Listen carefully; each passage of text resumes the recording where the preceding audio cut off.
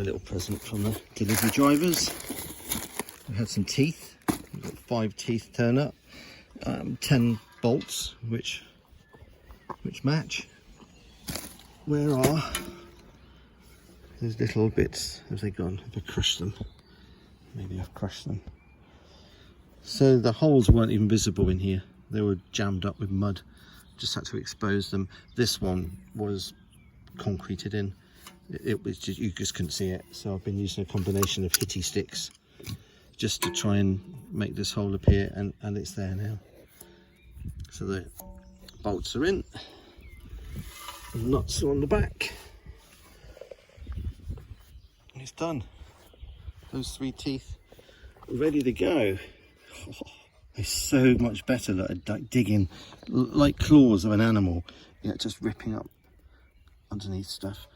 Where of course the flat edge is better at doing more of a, well, surface work like that. So this bucket, and there's one which is at least twice as wide as that one. I think it's I think this is 18 inch, something like that.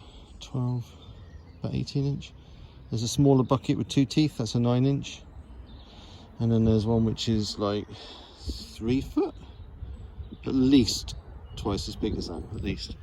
And that's the grading bucket which has done all of this.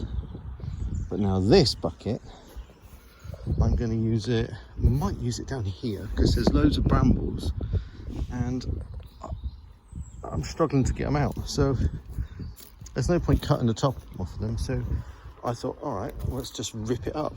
So I'm going to have to sort of churn all this up, loosen up all of the brambles so I can just lift them out of the ground without trying to fight them out. Fire did well, didn't it? Look at that. It's fantastic.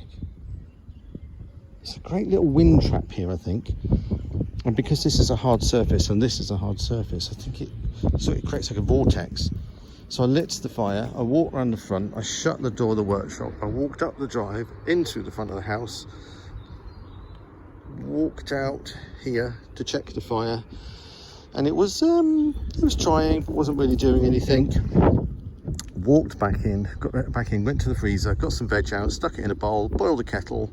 Thought I'll just check out, so I just looked out the window again, looked out, and here I saw a column of smoke, but it wasn't rising, it was like jetting. It was active, and for some reason that took off, and whatever was going on there with the airflow, it was yeah, it's quite excitable. So when I got the hose pipe out, just left it there in case I need it, but didn't need it.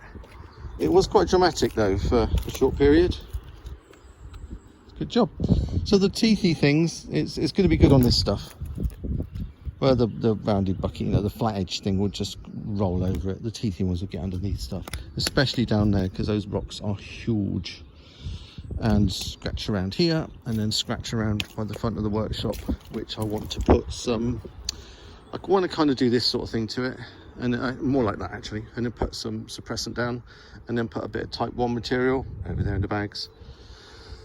And flatten it down because machines go in and out of the workshop, and at the moment it's grass, so when it gets wet, it's nice and dry at the moment, when it gets wet it holds the moisture. All of this holds moisture.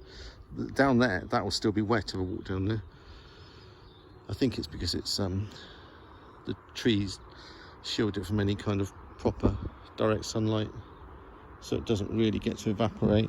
But that's fine, we can dig it out and we can make soakaways down there, so any moisture coming this way can just go and disappear. Right, teeth, that's what I was doing.